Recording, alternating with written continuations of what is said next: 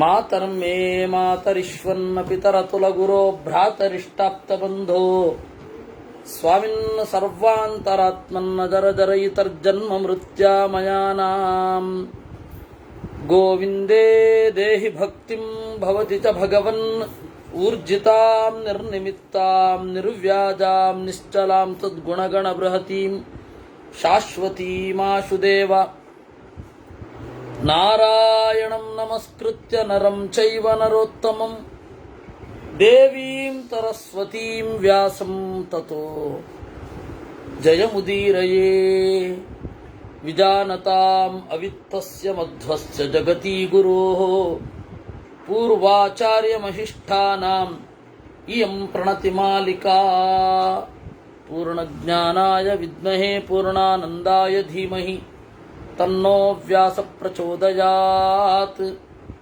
ಮಹೇಶ್ವರಃ ಸಾಂಖ್ಯಜ್ಞಾನಂ ಪ್ರವಕ್ಷ್ಯಾಮಿ ಯಥಾವತ್ತೇ ಶುಚಿಸ್ಮಿತೆ ಯಜ್ಞಾತ್ವಾ ನ ಪುನರ್ಮರ್ತ್ಯಃ ಸಂಸಾರೇಷು ಪ್ರವರ್ತತೆ. ಸಾಂಖ್ಯಜ್ಞಾನವನ್ನು ಕುರಿತು ಹೇಳುತ್ತೇನೆ.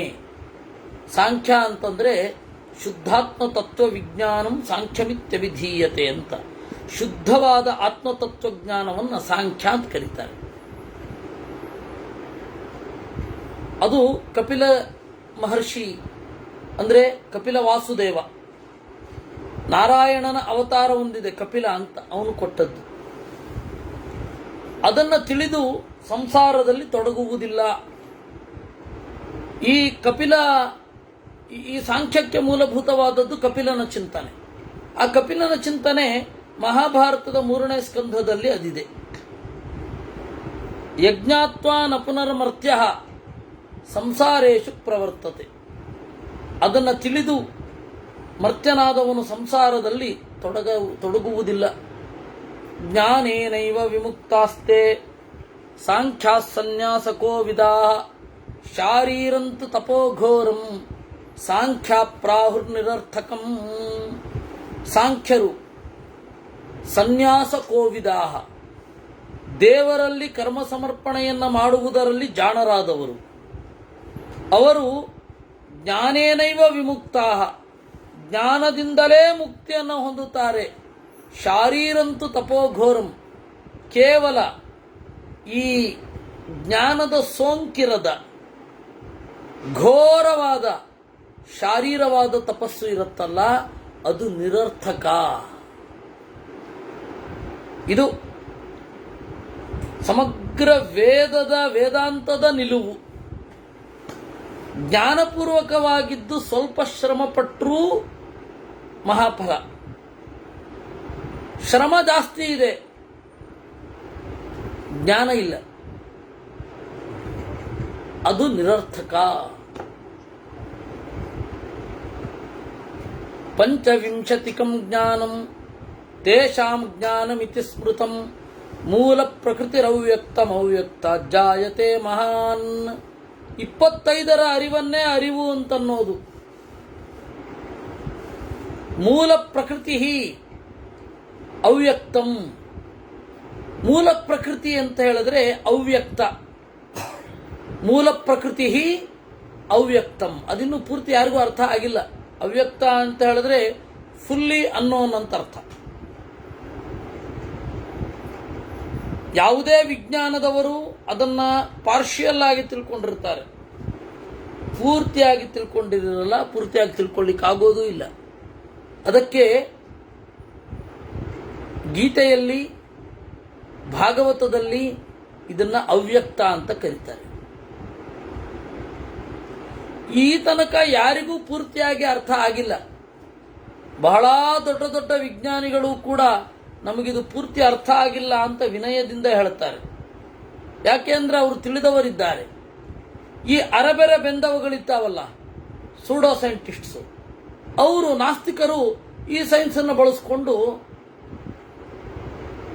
ದೇವರಿಲ್ಲ ಅಂತ ಹೇಳ್ತಾರೆ. ಅರೆಬೆಂದ ನಾಸ್ತಿಕರು ದೇವರಿಲ್ಲ ಅಂತಾರವರು. ಸರಿ, ಆಸ್ತಿಕರಿದ್ದಾರೆ, ಅವರು ಇಲ್ಲ ಸೈನ್ಸೇ ಎಲ್ಲ ಹೇಳ್ತಾ ಇದೆ, ಸೈನ್ಸು ಕೂಡ ವೇದಾಂತದೇ ಇನ್ನೊಂದು ಭಾಗ ಅಂತ ಇನ್ನೊಬ್ಬರು ಅವಿವೇಕಿಗಳು. ಸೈನ್ಸಿನ ಪರ ಹೊಂದಿರುವ ಆಸ್ತಿಕರು ಅವಿವೇಕಿಗಳೇ. ಯಾಕೆಂದ್ರೆ ಅವ್ರಿಗೆ ಗೊಂದಲವೋ ಗೊಂದಲ ಪುರ. ಆದರೆ ನಮ್ಮ ಜನಕ್ಕೆ ಏನು ಅಂತ ಹೇಳಿದ್ರೆ, ಅದ್ಯಾವುದೋ ಒಂದು ಸೈನ್ಸ್ ಇನ್ಸ್ಟಿಟ್ಯೂಟ್ ಅಲ್ಲಿ ಅವರು ಪ್ರೊಫೆಸರ್ ಅಂತ ಹೇಳಿದ ಕೂಡಲೇ ಸರ್ವಜ್ಞರು ಅಂತ ತೀರ್ಮಾನ. ಅವನಿಗೋ ಗೊಂದಲವೋ ಗೊಂದಲ. ಈ ತರಹ ಎಲ್ಲ ಇರುತ್ತೆ. ಆದರೆ ಅವ್ಯಕ್ತವನ್ನು ಅವ್ಯಕ್ತದ ಪಾಡಿಗೆ ಬಿಡೋದು ಒಳ್ಳೆಯದು. ಮೂಲ ಪ್ರಕೃತಿ ಅವ್ಯಕ್ತಂ. ಅವ್ಯಕ್ತ ಜಾಯತೆ ಮಹಾನ್. ಅವ್ಯಕ್ತದಿಂದ ಮಹತ್ತತ್ವ ಅಂದ್ರೆ ಬ್ರಹ್ಮದೇವರು.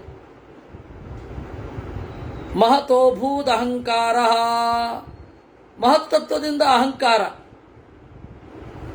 ಅಹಂಕಾರದಿಂದ ಮಾತ್ರ ಪಂಚಕ. ಮಣ್ಣು, ನೀರು, ಗಾಳಿ, ಆಕಾಶ, ಬೆಂಕಿ. ಇದನ್ನು ತಿಳಿದುಕೊಳ್ಳೋದು ಮಾತ್ರ. ಆ ಮಾತ್ರ ಯಾವುದು ಅಂದರೆ ಇಂದ್ರಿಯಾದಿಗಳು. ಇಂದ್ರಿಯಾಣಿ ದಶೈಕಂಚ ತನ್ಮಾತ್ರೇಭ್ಯೋ ಭವಂತ್ಯುತ ತೇಭ್ಯೋ ಭೂತಾನಿ ಪಂಚಭ್ಯ. ಆ ಒಂದು ಇಂದ್ರಿಯದ ಅನುಭವ ಮಾತ್ರೆ ಅಂದ್ರು. ಅದು ಎಲ್ಲಿಂದ ಹುಟ್ಟುತ್ತೆ ಅಂದ್ರೆ ಪಂಚಭೂತಗಳಿಂದ. ತೇಭ್ಯೋ ಭೂತಾನಿ ಪಂಚಭ್ಯ ಶರೀರಂ ವೈ ಪ್ರವರ್ತತೆ. ಅದರಿಂದ ಶರೀರ. ಇತಿ ಕ್ಷೇತ್ರಸ್ಯ ಸಂಕ್ಷೇಪ ಚತುರ್ವಿಂಶತಿರಿಷ್ಯತೆ. ಇದನ್ನ ಕ್ಷೇತ್ರ ಅಂತ ಕರೀತಾರೆ. ಈ ಕ್ಷೇತ್ರ ಅಂದ್ರೆ ಪಿಂಡಾಂಡವೂ ಹೌದು, ಬ್ರಹ್ಮಾಂಡವೂ ಹೌದು. ಪಿಂಡಾಂಡ ಅಂದ್ರೆ ದೇಹ, ಬ್ರಹ್ಮಾಂಡ ಅಂದ್ರೆ ಎದುರುಗಡೆ ಕಾಣುವಂತಹ ವಿಸಿಬಲ್ ಪಾರ್ಟ್. ಸತ್ವಂ ರಜಸ್ತಮಶ್ಚೇತಿ ಗುಣ ಪ್ರಕೃತಿ ಸಂಭವಾ ತೈಸೃಜತ್ಯಖಿಲಂ ಲೋಕಂ ಪ್ರಕೃತಿಸ್ತ್ವಾತ್ಮಜೈರ್ಗುಣೈ. ಸತ್ವ, ರಜೋಗುಣ, ತಮೋಗುಣ ಅನ್ನೋದು ಪ್ರಕೃತಿಯ ಗುಣಗಳು. ಅವುಗಳಿಂದ ಈ ಲೋಕ ಸೃಷ್ಟಿಯಾಗತ್ತೆ. ಇಚ್ಛಾ, ದ್ವೇಷ, ಸುಖಂ, ದುಃಖಂ, ಸಂಘಾತಶ್ಚೇತನಾ ಧೃತಿ, ವಿಕಾರ ಪ್ರಕೃತಿಶ್ಚೈತೆ ವೇದಿತವ್ಯಾ ಮನೀಷಿಭಿಃ. ಇಚ್ಛೆ, ದ್ವೇಷ, ಸುಖ, ಸಂಘಾತ ಎಲ್ಲ ಒಟ್ಟಾಗುವುದು ಸಮುದಾಯ ಅಂತ ಹೇಳ್ತಾರೆ. ಅದು ಚೇತನ, ಪ್ರಜ್ಞೆ, ಧೃತಿ, ಧಾರಣ ಮಾಡುವ ಶಕ್ತಿ. ಇದು ಪ್ರಕೃತಿಯ ವಿಕಾರಗಳು. ಇದರೆಲ್ಲದರ ಲಕ್ಷಣವನ್ನು ವಿಸ್ತಾರವಾಗಿ ಹೇಳ್ತೇನೆ. ನಿತ್ಯಂ ಏಕಂ ಅಣುವ್ಯಾಪಿ ಕ್ರಿಯಾಹೀನ ಮಹೈತುಕಂ ಅಗ್ರಾಹ್ಯಮಿಂದ್ರಿಯೈ ಸರ್ವೈಃ ಏತದವ್ಯಕ್ತ ಲಕ್ಷಣಂ. ಈ ಅವ್ಯಕ್ತದ ಡೆಫಿನಿಷನ್ ಯಾವುದು? ನಿತ್ಯಂ. ಅವ್ಯಕ್ತ ಯಾವತ್ತೂ ಇರುತ್ತೆ, ಅದರ ಪ್ರಾಡಕ್ಟ್ ಮಾತ್ರ ಅನಿತ್ಯ. ಅವ್ಯಕ್ತ ಯಾವಾಗಲೂ ಇರುತ್ತೆ. ಒಂದು ಕಡ್ಡಿಯನ್ನ ಸುಟ್ಟಿರಿ, ಬೂದಿ ಆಯಿತು. ಆ ಬೂದಿ ನೀರೊಳಗಡೆ ಕಲಸಿ ಹೋಯಿತು ಅಷ್ಟೇ ವಿನಃ ಬೇರೆ ಬೇರೆ ಅವಸ್ಥೆಯನ್ನು ಪಡಿತಾ ಹೋಯ್ತೇ ವಿನಃ ಪೂರ್ತಿ ನಾಶ ಆಗಲಿಲ್ಲ. ಅದರಿಂದಾಗಿ ಅದು ನಿತ್ಯ. ಆಮೇಲೆ ಏಕಂ, ಒಂದೇ ಇರೋದು. ಅಣು, ಸಮಷ್ಟಿ, ಜಡ ಪ್ರಕೃತಿ ಸಮಷ್ಟಿಯಾಗಿ ಒಂದೇ ಇರೋದು. ಅಣು ಅತ್ಯಂತ ಸೂಕ್ಷ್ಮ. ಅಣು ಅಂದ್ರೆ ಪರಮಾಣು ಅಂತ ಅರ್ಥ ಅಲ್ಲ, ಸೂಕ್ಷ್ಮ ಅಂತ ಅರ್ಥ. ಸಟಲ್ ಅಂತೇನು ಹೇಳ್ತೇವೆ ಅದು. ನಿತ್ಯಂ ಏಕಂ, ಅಣು ವ್ಯಾಪಿ, ಎಲ್ಲೆಡೆ ಇದೆ ಅದು. ಕ್ರಿಯಾಹೀನಂ, ಸ್ವತಂತ್ರವಾದ ಕ್ರಿಯೆ ಇಲ್ಲ ಅದಕ್ಕೆ. ಅಹೇತುಕಂ, ಅದನ್ನ ಯಾರೂ ನಿರ್ಮಾಣ ಮಾಡಲಿಲ್ಲ, ಈವನ್ ದೇವರು ನಿರ್ಮಾಣ ಮಾಡಲಿಲ್ಲ. ಪ್ರಕೃತಿ ಈಗಾಗಲೇ ಇದೆ.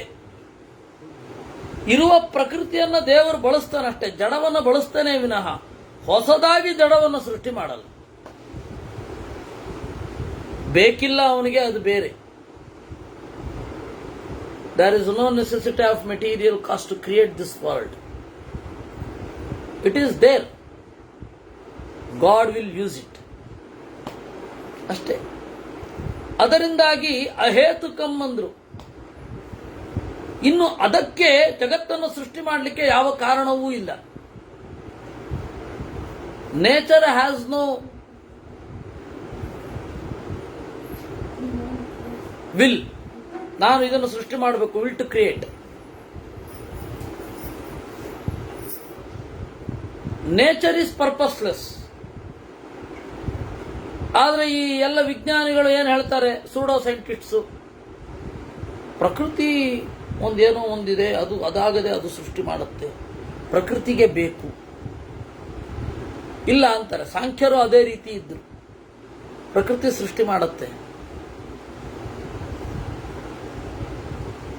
ಯೋಚನೆ ಮಾಡೋದೆಲ್ಲ ಪ್ರಕೃತಿ, ಪುರುಷ ಅದನ್ನೂ ಮಾಡಲ್ಲ ಅಂತ. ಹಾಗಾದ್ರೆ ಮುಕ್ತಿಯ ಬಯಕೆ ಯಾರಿಗೆ? ಪ್ರಕೃತಿಗೆ. ಏನು ತನ್ನಿಂದ ತಾನೇ ಬಿಡಿಸ್ಕೋಬೇಕು ಮುಕ್ತಿನ?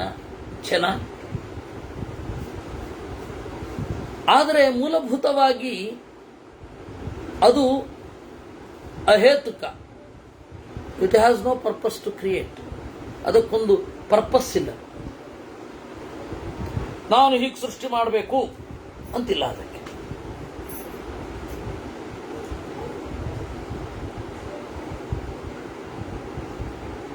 ಅಗ್ರಾಹ್ಯಂ. ನೀವು ಮೂಲ ಪ್ರಕೃತಿಯನ್ನು ಹೇಗೆ ಗ್ರಹಿಸ್ತೀರಾ? ನಿಮಗೀಗಾಗಲೇ ಅದು ಅದರ ಫಾರ್ಮ್ ಬಹಳ ಚೇಂಜ್ ಆಗಿದೆ.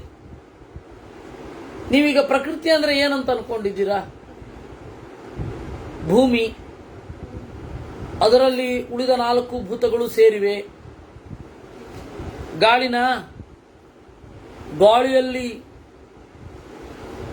ಆಕಾಶ ಮತ್ತೆ ಶಬ್ದ ಮತ್ತು ವೇಗ, ಸ್ಪರ್ಶ, ವೇಗವೇ ಸ್ಪರ್ಶ ಆಗೋದು ಮುಂದೆ, ಅದು ಕ್ರಿಯೇಟ್ ಆಗಿದೆ, ಅದಿದೆ. ಹೀಗೆ ಶುದ್ಧವಾದ ಅವ್ಯಕ್ತವನ್ನು ನೀವೆಲ್ಲಿ ನೋಡಬಲ್ಲಿರಿ? ಅದು ಬಿಗ್ ಬ್ಯಾಂಗ್ ಥಿಯರಿ ಅನ್ನೋದು ನಮ್ಮ ಊಹೆ ಅಷ್ಟೇ. ಬಿಗ್ ಬ್ಯಾಂಗ್ ಥಿಯರಿ ಅನ್ನೋದು it is kind of our own imagination. Big bang ಎಲ್ಲ ಆಯ್ತು, ಹೇಗಾಯ್ತು? ಅದರಿಂದಾಗಿ ಅದನ್ನು ನಿರೂಪಣೆ ಮಾಡ್ತಾ ಇದ್ದಾರೆ ಅಗ್ರಾಹ್ಯಂ. ನೀವು ಪ್ರಕೃತಿಯನ್ನ ಮೂಲ ರೂಪದಲ್ಲಿ ಗ್ರಹಿಸ್ಲಿಕ್ಕಾಗಲ್ಲ. ಇವಾಗೆಲ್ಲ ಏನ್ ನೋಡ್ತಾ ಇದ್ದೇವಲ್ಲ, ಅದರ ಪರಿಷ್ಕೃತ ಫಾರ್ಮ್. ಅದು ಬೇಕಾಷ್ಟು ಬದಲಾವಣೆ ಆಗಿದೆ, ಅದಕ್ಕೆ ಬೇಕಾಷ್ಟು ಸೇರಿದೆ, ಬೇಕಾಷ್ಟು ಕಳೆದಿದೆ. ಪ್ರಕೃತಿ ಅಂದ್ರೆ ನಾವು ಪರಮಾಣುವನ್ನು ತಗೊಳ್ಳೋಣವೇ, ಅದರಲ್ಲಿಯೂ ಕೂಡ ಎಲ್ಲ ಸೇರ್ಕೊಂಡಿದೆ, ಪರಮಾಣುವಿನಲ್ಲಿ ಎಲ್ಲ ಸೇರ್ಕೊಂಡಿದೆ. ಅದರಿಂದಾಗಿ ಅದೇ ಪರಮಾಣು ಫ್ರೀಸ್ ಮಾಡಿದಾಗ ಗಟ್ಟಿ ಆಗ್ತದೆ. ಅದಕ್ಕೆ ಅಲ್ಲಿ ಹೀಟ್ ಜನರೇಷನ್ ಆದಾಗ ನೀರಾಗುತ್ತೆ. ಅದೇ ಪ್ರಕೃತಿ. ಆ ಪ್ರಕೃತಿ ಆ ಮೂಲ ರೂಪದಲ್ಲಿ ನಮಗೆ ಗೊತ್ತಾಗ್ತಾ ಇಲ್ಲ. ಅದರಿಂದಾಗಿ ಅದು ಅಗ್ರಾಹ್ಯ ಅಂದ್ರು. ಸರ್ವೈ ಇಂದ್ರಿಯೈ ಅಗ್ರಾಹ್ಯಂ ಏತದ್ ಅವ್ಯಕ್ತ ಲಕ್ಷಣಂ. It is definition of nature. ಅವ್ಯಕ್ತಂ ಪ್ರಕೃತಿರ್ಮೂಲಂ ಪ್ರಧಾನಂ ಯೋನಿರವ್ಯಯಂ. ಆದ್ದರಿಂದ ಪ್ರಕೃತಿಯನ್ನ ಅವ್ಯಕ್ತ ಅಂತ ಕರೀತಾರೆ. ಅದೇ ಕಾರಣ. ಕಾರಣದ ಲಕ್ಷಣ ಏನು ಗೊತ್ತಾ? ಅಸತ್ ಕಾರಣಮಿತ್ಯಾಹು ವ್ಯಕ್ತಂ ಕಾರ್ಯಮಿಹೋಚ್ಯತೆ ಅಂತ ಮಧ್ವಾಚಾರ್ಯರದೊಂದು ಅದ್ಭುತವಾದ, ನೆನಪಿಟ್ಟುಕೊಳ್ಳಲೇಬೇಕಾದ ಒಂದು ಅದ್ಭುತವಾದ ಮಾತಿದೆ ಗೀತಾ ತಾತ್ಪರ್ಯದಲ್ಲಿ. ಕಾರಣ ಯಾವತ್ತೂ ಕಾಣಲ್ಲ, ಕಾಣೋದು ಕಾರ್ಯ ಮಾತ್ರ ಅಂತ. ಯಾಕೆ ಅಂದ್ರೆ ನೀವು ಬೀಜ ಯಾರಿಗಾದ್ರೂ ಕಾಣತ್ತಾ? ಯಾರಿಗೂ ಕಾಣಲ್ಲ. ಮರ ಕಾಣತ್ತೆ. ಹಾಗಾದ್ರೆ ಬೀಜ ಇಲ್ವೇ? ಹುಡುಕಿ, ಬೇರು ಸಿಗತ್ತೆ, ಬೀಜ ಸಿಗಲ್ಲ. ಆದ್ದರಿಂದ ಯಾವುದೇ ಕಾರಣವಾದ ವಸ್ತುವಿಗೆ ಒಂದು ಅದ್ಭುತವಾದ ಒಂದು ಸ್ವರೂಪವನ್ನು ಹೇಳೋದು ಅಂದ್ರೆ ಅದು ಅಸತ್, ಕಾಣಲ್ಲಪ್ಪ, ಕಾರಣ ಆಗಿರುತ್ತೆ. Though it is a cause but it is invisible. ಯಾರಿಗೆ ಗೊತ್ತು? ನಾವು ಏನಲ್ಲಿ ಕ್ರಿಯೇಟ್ ಮಾಡ್ಬೇಕಷ್ಟೇ. ಹೀಗೆ ಬೀಜ ಮೊಳಿತಾ ಇರೋದು ನೋಡಿದವ್ರು ಯಾರು? ನಾವೊಂದು ಊಹೆ ಅಷ್ಟೇ. ಬೀಜ ಯಾವಾಗ ಮೊಳೆಯುತ್ತೆ ಅಂತ ನೋಡಿದವನು ಯಾರು? ಆದ್ದರಿಂದ ಅವ್ಯಕ್ತ ಅದು. ಅವ್ಯಕ್ತಂ ಪ್ರಕೃತಿ ಮೂಲಂ ಪ್ರಧಾನಂ. ಅದು ಪ್ರಧಾನಂ ಅಂದರೆ ಸೂಪರ್ ಇಂಪೋಸರ್ ಅಂತ. ನಮ್ಮಲ್ಲಿ ಇರದ ಗುಣಗಳನ್ನು ಅದು ಇಂಪೋಸ್ ಮಾಡುತ್ತೆ. ಹೇಗೆ? ಸ್ಫಟಿಕ ಮಣಿ ಉಂಟು, ಬೆಳ್ಳಗಿನ ಮಣಿ. ದಾಸವಾಳದ ಹೂವಿರುತ್ತೆ. ದಾಸವಾಳದ ಹೂವು ತನ್ನಲ್ಲಿರುವ ಕೆಂಪನ್ನ ಸ್ಫಟಿಕದ ಮಣಿಯಲ್ಲಿ ಇಂಪೋಸ್ ಮಾಡುತ್ತೆ. ಅದರಿಂದಾಗಿ ಪ್ರಧಾನ ಅಂದ್ರೇನು? ಸೂಪರ್ ಇಂಪೋಸರ್ ಅಂತ. ಆಮೇಲೆ ಯೋನಿಹಿ, ಅದು ಮಿಶ್ರಣ. ಯೋನಿ ಅಂದ್ರೇನು ಗೊತ್ತಾ? ಮಿಶ್ರ ಅಂತ ಅರ್ಥ. ಯೌವನ ಅಂದ್ರೆ ಯಾಕೆ ಅಂತ ಗೊತ್ತಾಯ್ತಲ್ಲ. ಬಾಲ, ಬುದ್ಧಿಬಲವೂ ಇಲ್ಲ, ದೇಹದ ಬಲವೂ ಇಲ್ಲ. ಆಮೇಲೆ ಯೌವನ, ಕೌಮಾರ್ಯ, ಬೆಳೀತಾ ಇದ್ದಾನೆ. ಮಾರ ಇವನ ಪಾಲಿಗೆ ಕುತ್ಸಿತ. ಮಾರ ಅಂತಂದ್ರೆ ಮದನ, ಮನ್ಮಥ. ಇವನ ಪಾಲಿಗಿನ್ನು ಕುತ್ಸಿತ. ಆಮೇಲೆ ಯೌವನ ಬಂತು. ಯೌವನ ಅಂದ್ರೇನು? ಕಾಮಭಾವನೆಯ ಮಿಶ್ರಣ. ಮಿಶ್ರಣ ಅಮಿಶ್ರಣಯೋ ಅಂತ. ಅದೇ ಧಾತುವಿನಿಂದ ಯೋನಿ ಅಂತ ಆಗಿರೋದು ಮಿಶ್ರಣ ಅಂತ. ಮಿಶ್ರಣಕ್ಕೆ ಕಾರಣ. ಹಾಗಾದ್ರೆ ಪ್ರಕೃತಿ ಅಂದ್ರೆ ಏನು? ಯೋನಿ ಅಪ್ಪ. ಅವ್ಯಯಂ, ಇದೆಂದೂ ನಾಶ ಆಗಲ್ಲ. ಅದೇ ಆಗಲೇ ಒಂದು ದೃಷ್ಟಾಂತ ನೋಡಿದೆವಲ್ಲ. ಅವ್ಯಕ್ತಸ್ಯೈವ ನಾಮಾನಿ ಶಬ್ದೈ ಪರ್ಯಾಯವಾಚಕೈ. ಇದೆಲ್ಲ ಅವ್ಯಕ್ತದ ಹೆಸರು. ಸ್ಟಿಲ್ ಇಟ್ ಈಸ್ ಅವ್ಯಕ್ತ ಅನ್ನೋನ್. ನಮಗ್ ತಿಳಿದಿಲ್ಲ. ಅವ್ಯಕ್ತ ಅಂದ್ರೆ ಅದೇ ಅರ್ಥ. ನಮಗ್ ತಿಳಿಯದೇ ಇರೋದು. ತತ್ ಸೂಕ್ಷ್ಮತ್ವಾದ ನಿರ್ದೇಶಂ ತತ್ಸದಿತ್ಯ ವಿಧೀಯತೆ ತನ್ಮೂಲಂಚ ಜಗತ್ಸರ್ವಂ ತನ್ಮೂಲ ಸೃಷ್ಟಿರುಚ್ಯತೆ. ಸೂಕ್ಷ್ಮವಾಗಿ ಇದಮಿತ್ತಂ ಅಂತ ನಾವು ಯಾವುದನ್ನ ತೋರಿಸಲಿಕ್ಕೆ ಬರೋಲ್ವೋ ಅದು ಸತ್. ಈ ಅಸತ್ತಿನ ಒಳಗಡೆ ಸತ್ತಿರುತ್ತೆ. ಅಸತ್ಯ ಯಾವುದು? ಪ್ರಕೃತಿ. ಆ ಪ್ರಕೃತಿಯ ಒಳಗಡೆ ಇರುವ ಸತ್ಯ ಯಾವುದು ಅಂತಂದ್ರೆ ದೇವರು. ಅಸತ್ತಿನೊಳಗಿನಿಂದ ಸತ್ ಸೃಷ್ಟಿ ಮಾಡುತ್ತೆ. ತನ್ಮೂಲ ಸೃಷ್ಟಿ ರುಚ್ಯತೆ. ಇನ್ನು ಈ ಪ್ರಕೃತಿಯಲ್ಲಿ ಸತ್ವಾದಿ ಗುಣಗಳಿದೆ. ಸುಖಂ ತುಷ್ಟಿ ಪ್ರಕಾಶಶ್ಚ ತ್ರಯಸ್ತೆ ಸಾತ್ವಿಕ ಗುಣ. ಸುಖ, ಹೊರಗಡೆಯ ವಸ್ತು ಇಲ್ಲದೆ ಹೋದರೂ ತೃಪ್ತಿ ಇದೆಯಲ್ಲ, ಅದನ್ನು ಸುಖ ಅಂತ ಕರೀತಾರೆ. ತುಷ್ಟಿ ಅಂದ್ರೆ ಅದೇ ಅರ್ಥ. ತೋಷ ಅಲಂ ಬುದ್ಧಿ ಅಂತ. ಸಾಕು ಇಷ್ಟು ಅಂತನ್ನುವ ಪ್ರಜ್ಞೆ ಏನಿದೆ ಅದನ್ನು ತುಷ್ಟಿ. ಪ್ರಕಾಶ, ಹೊಳಹು. ನಾವು ಏನನ್ನ ಮಾಡ್ತಾ ಇದ್ದೇವೆ, ಏನನ್ನ ಮಾತಾಡ್ತಾ ಇದ್ದೇವೆ, ಅದರ ಬಗೆಗಿನ ಪೂರ್ಣಾಂಗವಾದ ಜ್ಞಾನ ಏನಿದೆ ಅದನ್ನು ಪ್ರಕಾಶ ಅಂತ ಕರೀತಾರೆ. ನಮ್ಗಿವತ್ತಿಲ್ಲ ಅದು. ಕಲಿಯುಗದಲ್ಲಿ ಪ್ರಕಾಶವೇ ಇಲ್ಲ. ಏನ್ ಮಾಡ್ತಾ ಇದ್ದೀವಿ ಅಂತ ಗೊತ್ತಿಲ್ಲ. ನಾವು ಎದುರುಗಡೆ ಇರುವ ದೇವರ ಮೂರ್ತಿಗೆ ನಾವು ಮಂತ್ರ ಹೇಳ್ತಾ ಇದ್ದೇವೆ. ಆ ಮಂತ್ರದ ಅರ್ಥ ನಮಗೆ ಬೇಕಾಗಿಲ್ಲ, ದೇವ್ರಿಗಲ್ವಾ, ದೇವ್ರಿಗೆ ಗೊತ್ತಾದ್ರೆ ಆಯ್ತು. ಈ ರೀತಿ ಅಂದ್ರೆ ಈ ಸಣ್ಣ ಸಣ್ಣದು ನಮ್ಮದೇ ಅಲ್ವಾ ಮಾತು, ನಾವು ಆಡೋದಲ್ವಾ, ಅದ್ರ ಬಗ್ಗೆನೂ ಕಾಳಜಿ ಇಲ್ಲ. ಅದನ್ನೆಲ್ಲ ತಿಳ್ಕೊಂಡು ಏನಾಗಬೇಕಿದೆ ಅಂತ. ಅಂದ್ರೆ ಪ್ರಕಾಶದಲ್ಲಿಲ್ಲ ನಾವು, ಅಪ್ರಕಾಶ. ಹೀಗಾಗಿ ಪ್ರಕಾಶ ಅಂತ ಹೇಳಿದರೆ ತಿಳಿವು. ಇವು ಮೂರು ಸಾತ್ವಿಕ ಗುಣಗಳು. ರಾಗ ದ್ವೇಷೌ ಸುಖಂ ದುಃಖಂ ಸ್ತಂಭಶ್ಚ ರಜಸೋ ಗುಣ. ರಜೋಗುಣ ಯಾವುದು? ರಾಗ, ಅಮಂಗಳವಾದದ್ದನ್ನು ಮಂಗಳ ಅಂತ ಅಂದುಕೊಳ್ಳೋದು, ಗುಣವನ್ನು ದ್ವೇಷಿಸೋದು. ಸುಖ ದುಃಖ, ಸ್ತಂಭ. ಸ್ತಂಭ ಅಂದರೆ ಒಂದು ಸ್ತಬ್ಧತೆ. ಇದಿಷ್ಟು ಏನಿದೆ ಅದು ರಾಜಸ ಗುಣ. ಅಪ್ರಕಾಶೋ ಭಯಂ ಮೋಹ ತಂದ್ರೀಚ ತಮಸೋ ಗುಣಾ.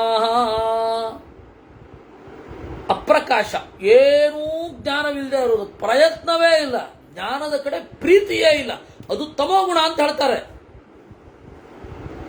ಆಚಾರ್ಯರು. ಮಧ್ವಾಚಾರ್ಯರು ಇದರ ಬಗ್ಗೆ ಸ್ವಲ್ಪ ಉಗ್ರ ಆಗ್ತಾರೆ. ಜ್ಞಾನಿಯೊಬ್ಬ ಇದ್ದಾಗ ಯದಾತು ಜ್ಞಾನಿ ಸದ್ಭಾವೇ ನೈವ ಗೃಹಂತಿ ತತ್ಪರಂ ತಾಮಸಾಸ್ಥೇತು ವಿಜ್ಞೇಯ ಅಂತ.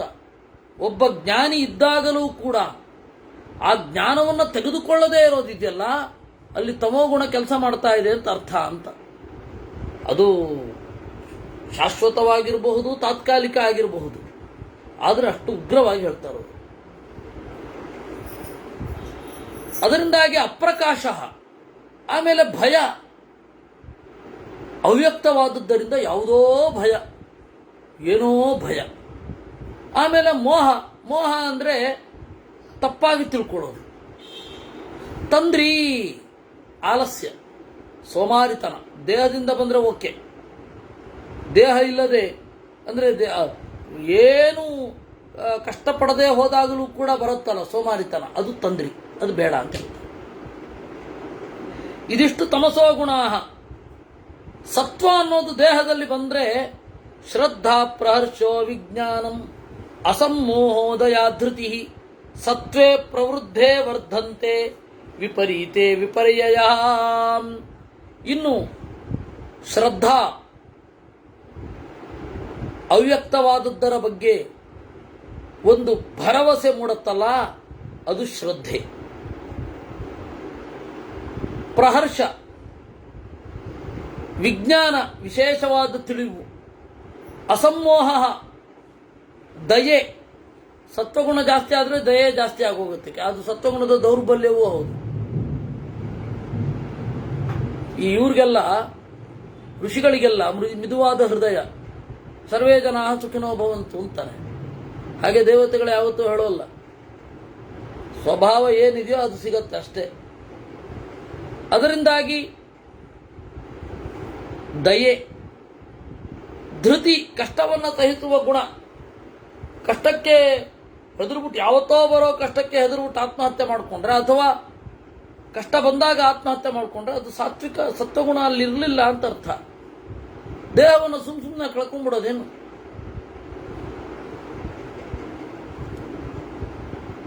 ಸತ್ವೇ ಪ್ರವೃದ್ಧೇ ವರ್ಧಂತೆ ವಿಪರೀತೆ ವಿಪರ್ಯಯ ಕಾಮಕ್ರೋಧೌ ಮನಸ್ತಾಪೋ ಲೋಭೋ ಮೋಹಸ್ತಥಾ ಮೃಚ ಪ್ರವೃದ್ಧೇ ಪರಿವರ್ಧಂತೆ ರಜಸ್ಯೇತಾನಿ ತರ್ವಚಃ. ಆಮೇಲೆ ಕಾಮ, ಕ್ರೋಧ, ಮನಸ್ತಾಪ, ವಿಪರೀತ ಕುದಿತಾ ಇರುತ್ತೆ ಮನಸ್ಸು. ಅಯ್ಯೋ ನನ್ನ ಬಗ್ಗೆ ಅಲ್ಲೇನು ಹೇಳಿಬಿಟ್ರು, ಏನಾಯಿತು ಅಂತ. ಆ ಕುದಿತ ಬಿಡ್ರಿ. ಲೋಭ, ಮೋಹ, ವ್ಯರ್ಥವಾದ ಚಿಂತನೆಗಳು, ಇದನ್ನ ರಜೋಗುಣದ ಪರಿಣಾಮ ಅಂತ ಕರೀತಾರೆ. ವಿಷಾದ, ಸಂಶಯ, ವಿಷಾದ, ಡಿಪ್ರೆಷನ್ ಅಂತಾರಲ್ಲ, ಆ ಡಿಪ್ರೆಷನ್ಗೆ ಹೋಗುವವರಿಗೆ ತಮೋಗುಣ ಉತ್ಕಟವಾಗಿ ಹೋಗಿದೆ ಅಂತ ಅರ್ಥ. ಸಂಶಯ, ಎಲ್ಲೆಲ್ಲಿಂದ ಸಂಶಯ ಬರುತ್ತೆ ಅಂದರೆ ಸಾಧ್ಯವೇ ಇಲ್ಲ ನಿಮಗೆ. ಆ ಸಂಶಯದ ಸ್ವರೂಪವನ್ನು ನಾವು ಎಕ್ಸ್ಪ್ಲೈನ್ ಮಾಡ್ಲಿಕ್ಕೆ ಸಾಧ್ಯ ಇಲ್ಲ, ನೀವು ಅನುಭವಿಸಿ ತಿಳ್ಕೋಬೇಕು. ಆ ಥರದ ಸಂಶಯ ಬಂದ್ಬಿಡುತ್ತೆ. ಇವೆಲ್ಲ ಈ ಸಮಸ್ಯೆಗಳು. ತಮಸಿ ಏತಾನಿ ವರ್ಧಂತೆ. ಹೀಗೆ ಇವುಗಳಲ್ಲಿ ಕಲಸು ಮೇಲೋಗರ ಆಗ್ತಾ ಇರುತ್ತೆ. ಇದು ಹೇಗೆ ನೀರು, ಬೆಂಕಿ, ಅಕ್ಕಿ ಅಂತ ಇದ್ದಾಗಿವುದು. ಇದು ಪರಸ್ಪರ ಆಗಿ ಒಂದು ಫೈನ್ ಟ್ಯೂನ್ ಆಗಿ ಒಂದು ಪ್ರಾಡಕ್ಟ್ ಹೊರಗಡೆ ಬರುತ್ತೆ. ಅದನ್ನು ತಿಳ್ಕೊಂಡು ಇದರಲ್ಲಿ ಯಾವುದು ಸ್ವೀಕಾರ್ಯ, ನನ್ನ ವರ್ತನೆಯಲ್ಲಿ ಯಾವುದನ್ನು ಬಿಡಬೇಕು ಇತ್ಯಾದಿಗಳನ್ನೆಲ್ಲ ನೋಡಬೇಕು. ಅದರಿಂದಾಗಿ ನಮಗೆ ನಾವೇ ಚಿಕಿತ್ಸಕರು. ಇವಾಗ ಅವನು ಯಾರೋ ಇರ್ತಾನೆ, ಅವನ ಹತ್ರ ಹೋಗ್ತೀವಿ, ನನಗೆ ಅದು ಕಂಪನಿಯವರು ಮ್ಯಾಂಡೇಟ್ರಿ ಬೇರೆ ಮಾಡ್ಬಿಟ್ಟಿರ್ತಾರೆ. ನೀವು ಹುಚ್ಚರಾಗೋ ನಿಶ್ಚಯ, ಅಷ್ಟು ಅದ್ಭುತವಾದ ಪೋಷಣೆಯನ್ನು ನಾವು ಮಾಡಿದ್ದೇವೆ ನಿಮಗೆ, ನೀವು ಅವಾಗವಾಗ ಡಾಕ್ಟರ್ ಹತ್ರ ತೋರಿಸ್ಕೊಳ್ಳಿ. ಅವರು 1000 ಹೇಳ್ತಾರೆ, ಯಾಕಂದ್ರೆ ಕಂಪನಿಯವರು ಅಪಾಯಿಂಟ್ ಮಾಡಿರ್ತಾರೆ. ನಿಮ್ಮ ಮನಸ್ಸಿನ ಸಮಸ್ಯೆಗಳೇನಿದ್ರು ಪರಿಹಾರ ಮಾಡಬೇಕು. ಅವ್ರ ಉದ್ದೇಶ ಏನು ಅಂದರೆ ವರ್ಕ್ ಕಲ್ಚರು ಅದು ಸ್ಲೇವರಿಯಾಗಿ ಬದಲಾಗಬೇಕು ಅಂತ ಅವ್ರ ಉದ್ದೇಶ. ಕಂಪನಿಗಳ ಉದ್ದೇಶ ಸ್ಲೇವರಿಯಾಗಿ ಬದಲಾಗಬೇಕು. ಅದಕ್ಕೇನು ಮಾಡ್ತಾರೆ, ಮ್ಯಾಂಡೇಟ್ರಿ ನೀವು ಹೋಗಲೇಬೇಕು ನಿಮ್ಮ ಇವ್ರ ಹತ್ರ ಅಂತ ಒಂದು ಮ್ಯಾಂಡೇಟ್ರಿ ಮಾಡಿ ಇವರೆಲ್ಲ ಉದ್ಯೋಗಿಗಳು ಹೋಗಿ ಕೂತ್ಕೊಳ್ತಾರೆ. ಭಾರತದ ಹಿನ್ನೆಲೆ ಇರೋದ್ರಿಂದಾಗಿ ಸ್ವಲ್ಪ ಪ್ರತಿರೋಧ ಇರುತ್ತೆ ಅದಕ್ಕೆ. ಎಲ್ಲಿ ಭಾರತೀಯ ಹಿನ್ನೆಲೆ ಕಳಚಿ ಹೋಗುತ್ತೆ ಅಲ್ಲೇನು ಮಾಡ್ತಾರೆ, ಓ ಹೌದು ಹೌದು, ಅವ್ರಿಗೆ ಏನೇನೋ ತಲೆಯಲ್ಲಿ ಬರುತ್ತೆ. ಯಾಕೆಂದರೆ ಅವರ ಪುಸ್ತಕಗಳು, ಅವರ ಇದೆಲ್ಲ ಸಾಲಿರುತ್ತೆ. ಅದರಲ್ಲಿ ಏನಿರುತ್ತೆ ಅಂದರೆ ಅತೃಪ್ತರಾಗುವುದೇ ಅಭಿವೃದ್ಧಿ. ಅಭಿವೃದ್ಧಿಯ ಮೊದಲ ಮೆಟ್ಟಿಲು ಏನು? ಅತೃಪ್ತಿ. ಈ ತರಹ ಎಲ್ಲ ತಲೆಗೆ ತುಂಬ್ತಾರೆ. ಅಂದರೆ ನಿಮಗೆ ಮನೆ ಮರಿಬೇಕು, ಸಂಸ್ಕೃತಿ ಮರಿಬೇಕು, ನಿಮ್ಮ ಮೂಲಭೂತವಾದ ಸಂಸ್ಕೃತಿ ಮರಿಬೇಕು. ಇದೆಲ್ಲ ಇದ್ದುಕೊಂಡು ನಾವು ಹೇಳಿದಾಗ ಕೇಳಬೇಕು. ಅದಕ್ಕೆ ಏನು ಮಾಡಬೇಕು? ಈ ತರಹ ಎಲ್ಲ ದುರಾಲೋಚನೆಗಳಿರುತ್ತೆ. ಅದೆಲ್ಲ ವಿಷಾದ ತರಿಸುತ್ತೆ. ಅದಕ್ಕೆ ವಿಷಾದ. ಯಾವ್ಯಾವ ರೀತಿ ದೈತ್ಯರು ಹೆಂಗೆಲ್ಲ ಒಳಗಡೆ ಪ್ರವೇಶ ಮಾಡಿರ್ತಾರೆ. ನಮಗೆ ಇನ್ನೂ ಅದರ ಅಷ್ಟೊಂದು ಉತ್ಕಟ ಆಗಿಲ್ವಲ್ಲ. ಹೌದು, ಪ್ರಾಚೀನ ಭಾರತದ ಋಷಿಗಳ ಜೀನ್ಸ್ ನಮ್ಮಲ್ಲಿ ಹರಿತಾ ಇದೆ. ಹರಿತ್ಸನ ಜೀನ್ಸ್ ಹರಿತಾ ಇದೆ. ಇಲ್ಲಿ ಜಮದಗ್ನಿಯ ಜೀನ್ಸ್ ಹರಿತಾ ಇರಬಹುದು, ವಸಿಷ್ಠರ ಜೀನ್ಸ್ ಹರಿತಾ ಇರಬಹುದು. ಅದು ತಡೆದಿದೆ. ಅದರಿಂದ ಈ ತಮೋಗುಣ, ರಜೋಗುಣ, ಸತ್ವಗುಣದ ಚಿಂತನೆ ಮಾಡ್ತಾ ಹೋದ್ರೆ ನಮ್ಮನ್ನು ಎಲ್ಲೆಲ್ಲಿಗೆ ತಂದು ನಿಲ್ಲಿಸುತ್ತೆ ಗೊತ್ತಾ?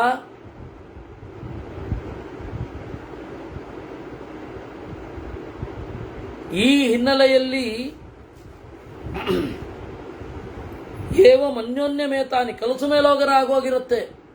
ಸತ್ವ, ರಜಸ್ಸು, ತಮಸ್ಸು ಇವುಗಳ ಒಟ್ಟಾರೆ ಒಂದು ಪ್ಯಾಕೇಜ್. ಅದು ನಮ್ಮ ಮನಸ್ಸಿನ ಮೇಲೆ ಪರಿಣಾಮ ಬೀರಿ ಎಲ್ಲವೂ ಸೇರಿಕೊಂಡಿರುತ್ತೆ. ಏವಂ ಅನ್ಯೋನ್ಯ ಮೇತಾನಿ ವರ್ಧಂತೆ. ಇದು ದೇಹದ ಒಳಗಡೆ ಆಗೋದು. ಇನ್ನು ಪಿಂಡಾಂಡದಲ್ಲಿ ಆಗೋದಾಯ್ತು. ಬ್ರಹ್ಮಾಂಡದಲ್ಲಿ ಆದಾಗ ತಮೋಗುಣ ಜಾಸ್ತಿ ಆದಾಗ ಅದನ್ನು ಇಳಿಸ್ಲಿಕ್ಕೆ ದೇವರು ಬರ್ತಾನೆ. ಸತ್ವಗುಣ ಜಾಸ್ತಿ ಆದಾಗಲೂ ಅವನು ಬಂದು ಸರಿ ಮಾಡ್ತಾನೆ. ರಜೋಗುಣ ಜಾಸ್ತಿ ಆದಾಗಲೂ ಬಂದು ಸರಿ ಮಾಡ್ತಾನೆ. ಅದೇ ಯುಗ. ಕೃತಯುಗ ಸತ್ವಗುಣ ಪ್ರಧಾನ. ತ್ರೇತಾಯುಗದಲ್ಲಿ ಒಂದು ಸ್ವಲ್ಪ ರಜೋಗುಣ ಪ್ರವೇಶ ಮಾಡಿರುತ್ತೆ. ದ್ವಾಪರದಲ್ಲಿ ರಜಸ್ಸು ಸ್ವಲ್ಪ ತಮಸ್ ಪ್ರವೇಶ ಮಾಡಿರುತ್ತೆ. ಕಲಿಯುಗದಲ್ಲಿ ಪೂರ್ತಿ ತಮಸ್ಸು. ಈ ರೀತಿ ದೇಹದ ಒಳಗಡೆ ಮತ್ತು ದೇಹದ ಹೊರಗಡೆ ನಡೀತಾ ಇರುತ್ತೆ. ಅದರಿಂದಾಗಿ ನೀವು ಈ ಪಿಂಡಾಂಡವನ್ನು, ಆ ಬ್ರಹ್ಮಾಂಡವನ್ನು ಕಂಪೇರ್ ಮಾಡ್ಕೊಂಡು ಹೋಗ್ತಾ ಇರಬೇಕು.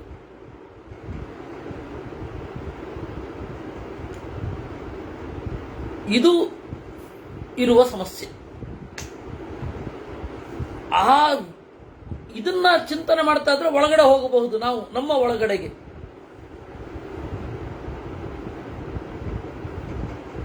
ಇದು ನಮಗೆ ಇಲ್ಲಿಂದ ಗೊತ್ತಾಗೋದು. ಗೀತೆಯಿಂದ ಗೊತ್ತಾಗತ್ತೆ. ಹೌದು, ಗೀತೆಯಲ್ಲಿ ಹೇಳಿದ್ದೆ ಒಂದು ಸ್ವಲ್ಪ ವಿಸ್ತಾರ. ಆಮೇಲೆ ಇನ್ನೂ ನಿಮಗೆ ಮುಂದೆ ಇದು ಯಾವುದು, ಅನುಗೀತೆ. ಅನುಗೀತೆಯಲ್ಲಿ ನನಗೆ ಈ ಕಳ್ಳನ ಬಗ್ಗೆ ಒಂದು ಅನುಮಾನ ಇತ್ತು. ಯಾವ ಕಳ್ಳ ಅಂತ ಕೇಳ್ತೀರೇನು? ದೇವದತ್ತ ಪಟ್ಟನಾಯಕ. ಅವನು ಒಂದು ವರ್ಕ್ ಕಲ್ಚರ್ನ ಒಂದು ಇಂಪ್ಲಿಮೆಂಟ್ ಮಾಡ್ತೇನೆ ಅಂತ ಹೇಳಿ MNCಗಳಿಗೆಲ್ಲ ಹೇಳಿ ಒಂದು ಶಿಬಿರಗಳನ್ನು ಮಾಡಿ ಏನ್ ಮಾಡ್ತಾ ಇದ್ದಾರೆ ಇವರು? ಆಮೇಲೆ ಹಲವಾರು ಈ ಸೋಕಾಲ್ಡ್ ಏನು ಪರ್ಸನಾಲಿಟಿ ಡೆವಲಪ್ಮೆಂಟ್ ಅಂತನೋ, ಮೋಟಿವೇಶನಲ್ ಸ್ಪೀಚಸ್ ಅಂತನೋ, ಇವುಗಳನ್ನೆಲ್ಲ ನೋಡಿ ಸ್ಕ್ರೂಟಿನಿ ಮಾಡ್ತಾ ಇದ್ರೆ ವೇದಾಂತದ ಸ್ಪಿರಿಟ್ ಏನದು? ಯಾಕೆಂದ್ರೆ ಇವತ್ತು ಎಲ್ಲರಿಗೂ ಎದುರಾಗುವ ವಾಸ್ತವ ಇದೆ. ಈಗ ಯಾವ ಮಾಯಾವಾದಿ ಇದ್ದಾನೆ? ಯಾರೂ ಇಲ್ಲ. ಗ್ರಂಥದಲ್ಲಿ ಮಾತ್ರ ಉಳಿದಿದೆ. ಅಲ್ಲಿ ಬರೋ ಪ್ರಶ್ನೆ, ಅಲ್ಲಿ ಬರೋ ಉತ್ತರ.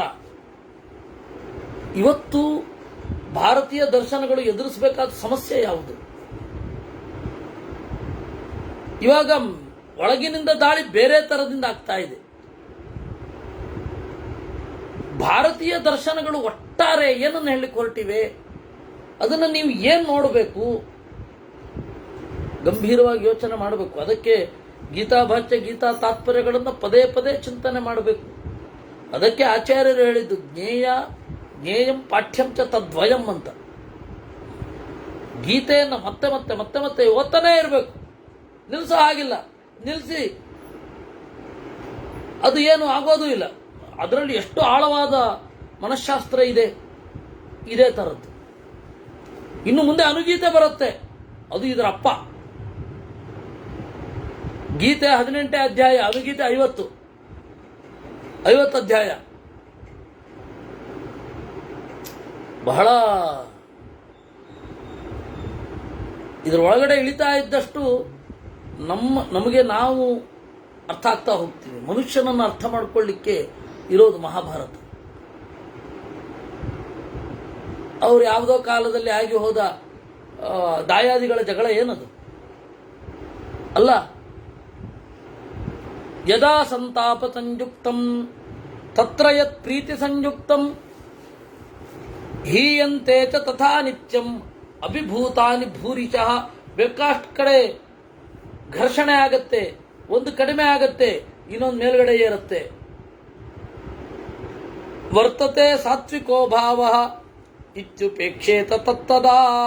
ನಿಮ್ಮ ಮನಸ್ಸಿನಲ್ಲಿ ಉತ್ಕಟವಾಗಿ ಪ್ರೀತಿ ಉಂಟಾಗತ್ತೆ ಅಂತ ಇಟ್ಕೊಳ್ಳಿ. ಯಾವುದೋ ಒಂದು ವಸ್ತುವಿನ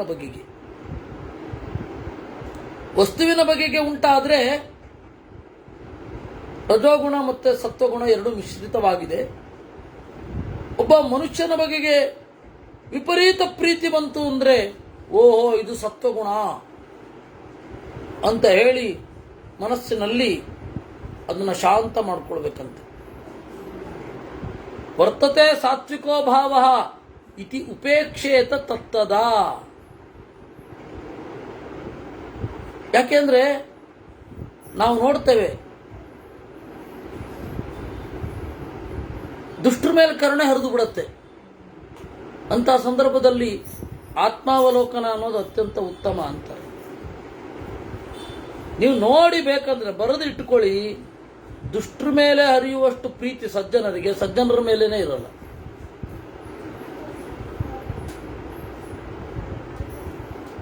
ಬಹಳ ವಿಚಿತ್ರ.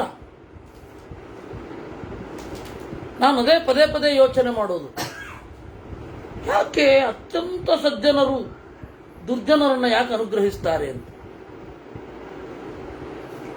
ಅದೇನು ಪರಿಣಾಮ ಆಗುತ್ತೆ? ವಾಸ್ತವಿಕವಾಗಿ ಅದನ್ನು ಟ್ರೇಸ್ ಔಟ್ ಮಾಡಬೇಕು ಅಂತ ಹೇಳುತ್ತೆ. ಇತಿ ಉಪೇಕ್ಷೇತ. ಹಾಗೆ ವಸ್ತುವಿನ ಬಗೆಗೆ ವಿಪರೀತ ಪ್ರೀತಿ ಹರಿದ್ರೆ ಅದನ್ನು ಖಡಾಖಂಡಿತವಾಗಿ ದೂಡಬೇಕು ಹೊರಗಡೆ. ಯಾಕೆಂದ್ರೆ ಯಾವುದೇ ವಸ್ತುವಿನ ಬಗೆಗೆ ಅಷ್ಟೊಂದು ಪ್ರೀತಿ ಇರಬಾರದು. ವಸ್ತುವಿನ ಬಗೆಗೆ ವಿಪರೀತ ಪ್ರೀತಿ, ಯಾವುದೋ ಒಂದು ಸೌಟು, ಯಾವುದೋ ಒಂದು ಪಾತ್ರೆ, ಅಲ್ಲಿಂದ ಶುರುವಾಗಿ.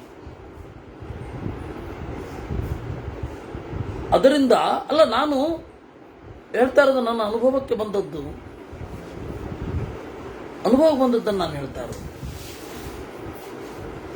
ಬಹಳ ಹಿರಿಯ ವಿದ್ವಾಂಸರೇ ಒಬ್ರು, ಅವ್ರಿಗೆ ಒಂದು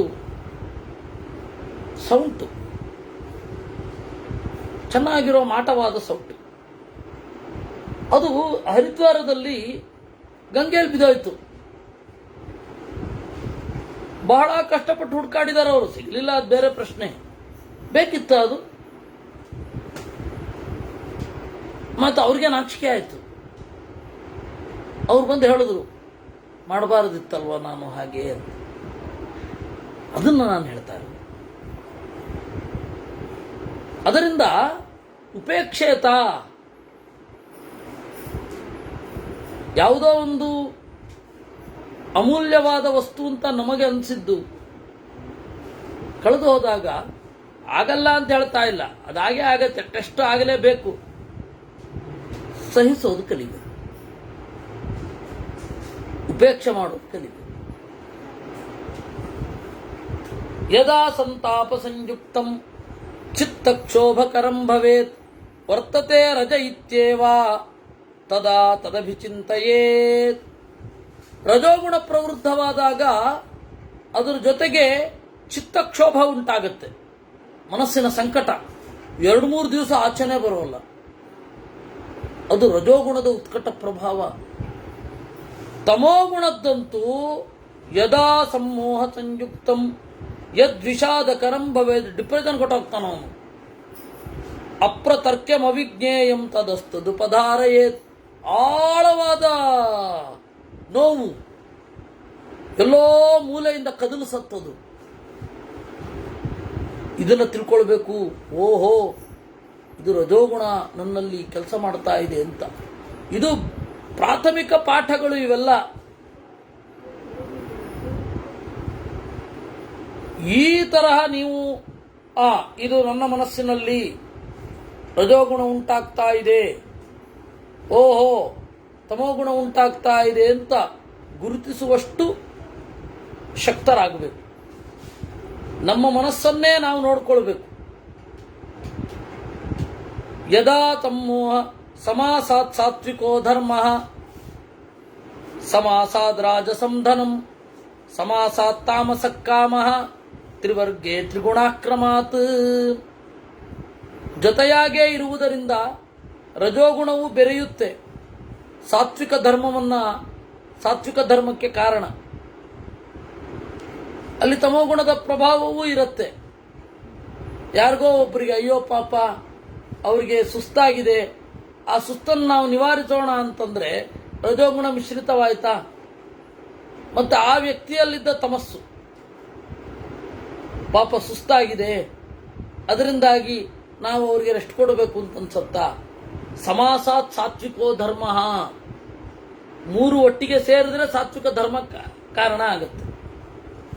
ಇನ್ನು 3 ಒಟ್ಟಿಗೆ ಸೇರಿದರೆ ರಾಜಸಂ ಧನಂ, ರಾಜಸವಾದದ್ದು ಹಣ, ಹಣದಲ್ಲಿ 3 ಒಟ್ಟಿಗೆ ಇರುತ್ತೆ.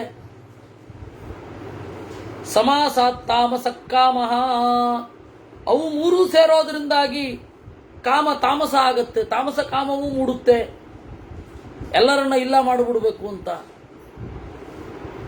ತ್ರಿವರ್ಗೇ ತ್ರಿಗುಣಾಕೃತಂ, ಹೀಗೆ ಸತ್ವರಜಸ್ತಮೋ ಗುಣಗಳು ಧರ್ಮಾರ್ಥ ಕಾಮಗಳಲ್ಲಿ ತೊಡಗುವ ಬಗೆ ಅಂತಾರೆ. ಬ್ರಹ್ಮ ಒಂದೇ ಅರ್ಥ ನಾನು ಹೇಳೋದು, ಯಾಕಂದ್ರೆ ಒಂದು ಅರ್ಥ ತಿಳ್ಕೊಂಡ ಮೇಲೆ ಇನ್ಯಾವತ್ತಾದ್ರೂ ಬಿಡುವಾಗಿದ್ದಾಗ ಇನ್ನೊಂದು ಅರ್ಥ ಹೇಳಬೇಕು ಅಲ್ವಾ.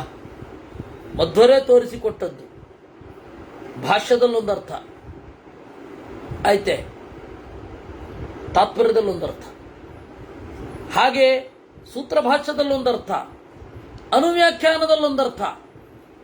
ಯಾಕೆಂದ್ರೆ ಬಿಡಿಬಿಡಿಯಾಗಿ ನೋಡಿಕೊಂಡಾಗ ತಿಳಿಯುತ್ತೆ ಅಂತ. ಬೇರೆ ಗ್ರಂಥವನ್ನೇ ಮಾಡಿದ್ರು, ಒಂದೇ ಗ್ರಂಥ ಮಾಡ್ಲಿಕ್ಕೆ ಬರ್ತಿರ್ಲಿಲ್ವಾ? ಬರುತ್ತೆ. ಒಂದೇ ಗ್ರಂಥದಲ್ಲಿ ಯಾಕೆ ಹೇಳಲಿಲ್ಲ ಬಹಳ ಅರ್ಥಗಳನ್ನ? ಬೇಡ, ಬಿಡಿಬಿಡಿಯಾಗಿ ಹೇಳಬೇಕು.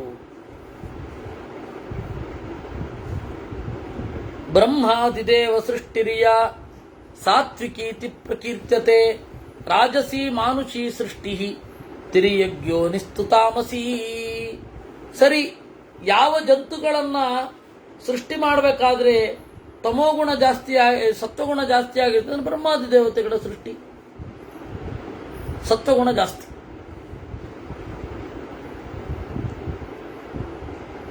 ಮನುಷ್ಯರ ಸೃಷ್ಟಿ ಮಾಡಬೇಕಾದ್ರೆ ರಾಜಸಿ ಮಾನುಷಿ ಸೃಷ್ಟಿ,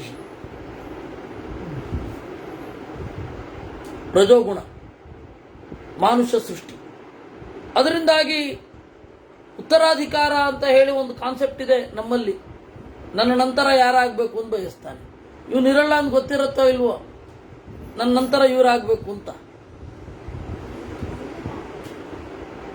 ಇವೆಲ್ಲ ರಜೋಗುಣ. ದೇವತೆಗಳಲ್ಲಿ ಒಂದು ನೋಡಿದ್ದೀರಾ ನೀವು? ಇಲ್ಲ. ತಿರ್ಯಗ್ಯೋನಿಸ್ತು ತಾಮಸಿ, ತಮೋಗುಣವೇ ಜಾಸ್ತಿ ಇಲ್ಲಿ ತಿರ್ಯಗ್ಯೋನಿಯನ್ನು ಸೃಷ್ಟಿ ಮಾಡಬೇಕಾದ್ರೆ. ಊರ್ಧ್ವಂ ಗಚ್ಚ, ಇದು ಗೀತೆಯಲ್ಲೂ ಕೂಡ ಬಂದಿದೆ. ಊರ್ಧ್ವಂ ಗಚ್ಚಂತಿ ಸತ್ವಸ್ಥಾಃ ಮಧ್ಯೆ ತಿಷ್ಠಂತಿ ರಾಜತಾಃ ಜಘನ್ಯ ಗುಣ ವೃತ್ತಿಸ್ಥಾಃ ಅಧೋ ಗಚ್ಚಂತಿ ತಾಮತಾಃ.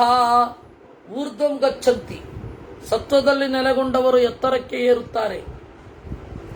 ರಜೋಗುಣದಲ್ಲಿ ನೆಲೆಸಿದವರು ಮಧ್ಯದಲ್ಲಿ ಇರುತ್ತಾರೆ. ತಮೋಗುಣದಲ್ಲಿ ಇರುವವರು ಕೆಳಗಡೆ ಸಾಗುತ್ತಾರೆ. ದೇವತೆಗಳು, ಮನುಷ್ಯರು, ತಿರ್ಯಕ್ ಪ್ರಾಣಿಗಳು, ಚರಾಚರ ಭೂತಗಳು ಏನಿದೆ ಎಲ್ಲವೂ ಕೂಡ ಈ 3 ಗುಣಗಳಿಂದ ತುಂಬಿದೆ. ಈಗ ಹೇಳ್ತೇನೆ ಕೇಳು. ಮಹತ್ತತ್ವ ಮೊದಲಾದವುಗಳ ಲಕ್ಷಣವನ್ನ ಹೇಳ್ತೇನೆ. ಮಹತ್ತತ್ವ ಅಂದ್ರೇನು? ವಿಜ್ಞಾನಂಚ ವಿವೇಕಶ್ಚ ಮಹತೋ ಲಕ್ಷಣಂ ಭವೇತ್ ಮಹಾನ್ ಬುದ್ಧಿರ್ಮತಿ ಪ್ರಜ್ಞಾ ನಾಮಾನಿ ಮಹತೋ ವಿದುಃ. ಮಹತ್ತತ್ವ ಅಂದ್ರೆ ಏನು? ವಿಜ್ಞಾನಂ, ಕೇಳಿಸಿಕೊಳ್ಳಿ, ವಿಶೇಷವಾದ ತಿಳಿವು, ಅದು ವಿಜ್ಞಾನ. ವಿವೇಕಶ್ಚ, ಸರಿತಪ್ಪುಗಳ ಸ್ಫುಟವಾದ ತಿಳುವಳಿಕೆ, ಭೇದ ಜ್ಞಾನವನ್ನ ವಿವೇಕ ಅಂತ ಕರೀತಾರೆ. ಇದು ಮಹತಃ ಲಕ್ಷಣಂ, ಮಹತ್ತತ್ವದ ಲಕ್ಷಣ. ಮಹಾನ್ ಬುದ್ಧಿ, ಇದನ್ನ ಬುದ್ಧಿ ಅಂತ ಕರೀತಾರೆ. ಮತಿ ಅಂತ ಕರೀತಾರೆ. ಮತಿ ಅಂದ್ರೆ ಮುಂದೆ ಬರೋದನ್ನ ಪ್ರಿಡಿಕ್ಟ್ ಮಾಡೋದು. ಪ್ರಜ್ಞಾ ಅಂತ ಕರೀತಾರೆ. ಹೊಸದಾದ ಹೊಳಹು, ಅದನ್ನ ಪ್ರಜ್ಞಾ ಅಂತ. ಇವುಗಳೆಲ್ಲ ಮಹತ್ತತ್ವದ ಗುಣ. ಇದು ಯಾವ ದೇವತೆಗಳನ್ನ ಹೇಳುತ್ತೆ? ಬ್ರಹ್ಮದೇವರು ಮತ್ತೆ ಮುಖ್ಯ ಪ್ರಾಣ. ಇವಾಗ ಗೊತ್ತಾಯ್ತಲ್ವಾ ಹೇಗೆ ನೋಡಬೇಕು ಅಂತ? ಪುರಾಣದಲ್ಲಿ ಮಹತ್ತತ್ವ ಅಷ್ಟೇ. ಏನು ಮಹತ್ತತ್ವ ಇಲ್ಲಿ ಹೇಳುತ್ತೆ. ವೇದದಲ್ಲಿ ಬೃಹದಾರಣ್ಯಕದಲ್ಲಿ ಮಹತ್ತತ್ವದ ಬಗ್ಗೆ ಬರುತ್ತೆ. ಬೃಹದಾರಣ್ಯಕದಲ್ಲಿ ಮಹತ್ತತ್ವದ ಬಗ್ಗೆ ಬರುತ್ತೆ. ಅದು ಇದೆ.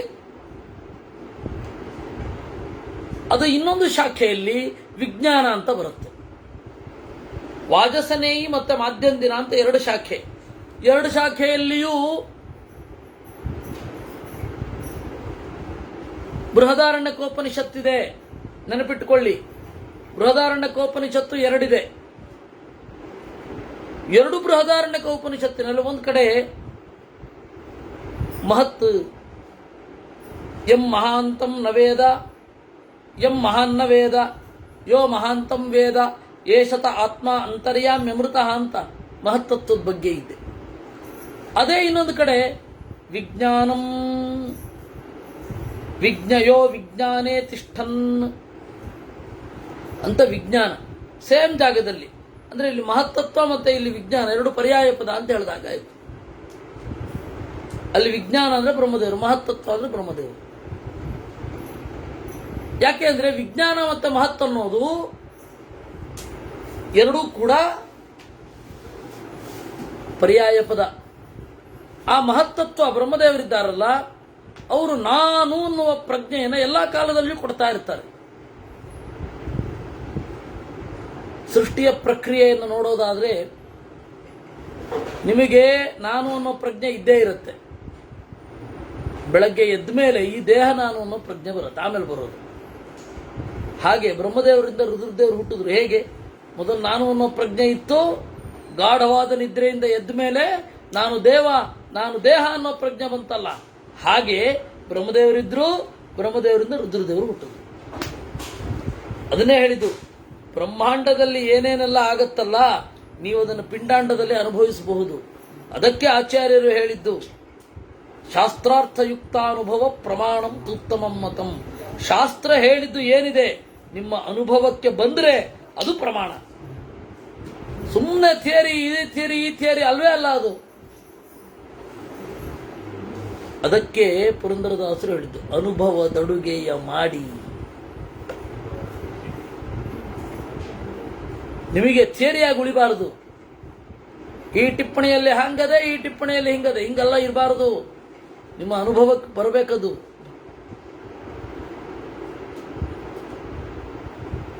ಹಾಗೆ ಅದರಿಂದಾಗಿ